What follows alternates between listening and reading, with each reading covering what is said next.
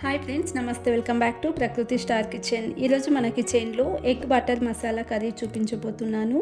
ఎప్పుడులా కాకుండా ఇలా ఒకసారి ట్రై చేయండి. చాలా టేస్టీగా ఉంటుంది. చపాతీ, రైస్ రెండింటికి కూడా.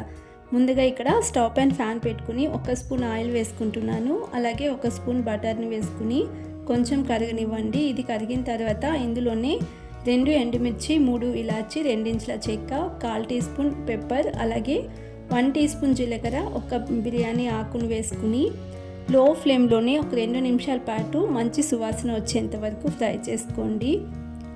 తర్వాత ఇందులోనే 5-6 వెల్లుల్లిపాయలు వేసుకుంటున్నాను. తర్వాత 10-12 జీడిపప్పులు వేసుకోవాలి. జీడిపప్పు బదులుగా బాదం కూడా వేసుకోవచ్చండి. బాదం అయితే నానబెట్టి వేసుకోవాలి. ఇవి కొద్దిగా ఫ్రై అయిన తర్వాత ఇందులోనే కట్ చేసుకున్న ఉల్లిపాయ ముక్కల్ని వేసుకుని ఫ్రై చేసుకోండి. ఇవి మగ్గిన తర్వాత ఇందులో 2 టమాటోస్ని కట్ చేసి వేసుకుని టమాటో సాఫ్ట్ అయ్యేంత వరకు ఫ్రై చేసుకోవాలి. మీడియం ఫ్లేమ్లోనే ఒక 2-3 నిమిషాల పాటు ఫ్రై చేసుకుని టమాటో సాఫ్ట్గా ఫ్రై అయిన తర్వాత స్టవ్ ఆఫ్ చేసేసుకుని చల్లారనివ్వండి.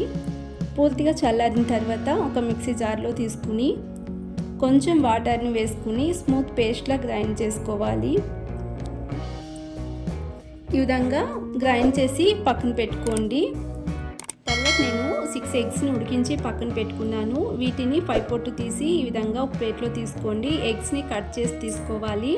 ఎగ్స్ కట్ చేసుకోవడం వలన మసాలా బాగా పడుతుందండి. అందుకని ఎగ్ వైట్ మాత్రమే కట్ చేసుకోవాలి 2 వైపులా. ఈ విధంగా అన్ని ఎగ్స్ కూడా ఇదే విధంగా కట్ చేసుకుని పక్కన పెట్టుకోండి.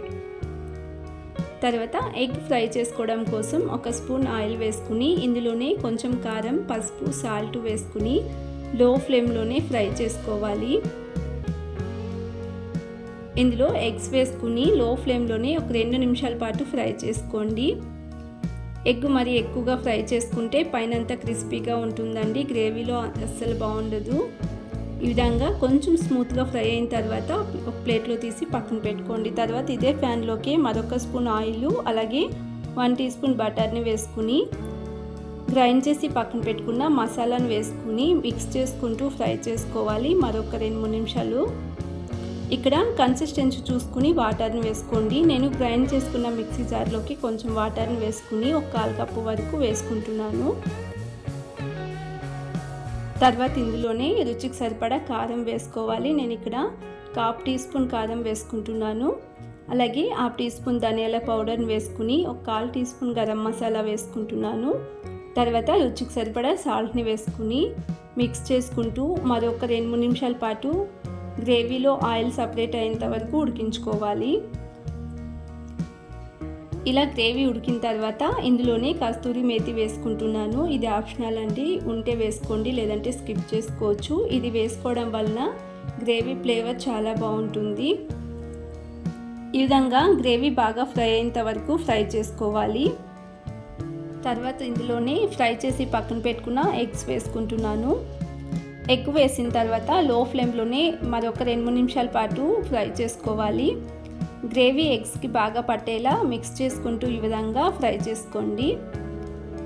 ఇలా గ్రేవీ బాగా ఉడికి ఆయిల్ సపరేట్ అయిన తర్వాత ఇందులోనే కొంచెం చిన్నగా కట్ చేసుకున్న కొత్తిమీరను వేసుకుని మిక్స్ చేసుకుని స్టవ్ ఆఫ్ చేసేసుకుంటే ఎగ్ బటర్ కర్రీ రెడీ అండి. చాలా టేస్టీగా ఉంటుంది. ఒకసారి ఈ విధానంగా ట్రై చేయండి. మీకు ఎలా కుదిరిందో తప్పకుండా కామెంట్ సెక్షన్లో తెలియచేయండి. Thanks for watching the video.